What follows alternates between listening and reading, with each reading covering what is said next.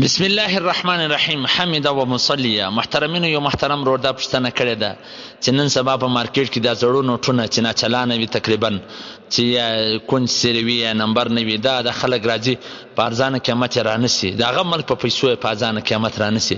مثلا د 1000 روپو نوټ دی بیا په 200 په 800 رانیسي، نو دغه دې باندې خرڅول یا رانیول د شریعت په رڼا کې څنګه؟ مفتي عبدالرحیم ناشپوري رحم الله په خپله فتاوی رحمیه جلد نمبر 9 صفحه نمبر 200 هغه لیکلي دي چې زاړه نوټونه سری نوټونه په سمو نوټو باندې بدلول په کمی بیشي سره جایز نه دي، چې څونه باندې دغه زوړ نوټ چې څونه دغه که 1000 روپۍ وي په 1000 روپۍ ورکولی سي، په 999 پیسې هم نسي ورکولی. دا بالکل سود دی، ناجایز دی، حرام دی. الله دې موږ معاف کړي. هر ځای بس چې ځای یو غلط کاروبار د سود دغه یې هغه له به دوی منډه وروهي. ډېر تحقیق پر دې باندې کړی دی، هغه بالکل یې نسي خرڅولی. دا 1000 روپۍ دې ضایع سي، دا 100 روپۍ دې ضایع سي، یا دغه یې ورکوه هغه ته، لیکن خپله بینک له وروه.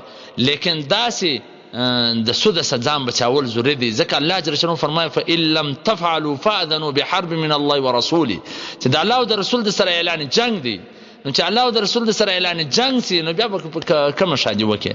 نو محترمینو، دا نه دي خرڅول پکار. ډېر تفصیلي هغه د اهم فقهي فیصلې صفحه نمبر 10 دویم فقهي سمینار ناصر اسلامیک فقه اکیډمي، چې دا د دنیا پر سر غټه فقه اکیډمي ده، د ټول دنیا غټ علما راجمع کېږي پر دې باندې تحقیق کوي. نو هغه ټول دا فیصله کړې ده چې بالکل نه سي خرڅولی، دا بالکل ناجایز او حرام او سود دی.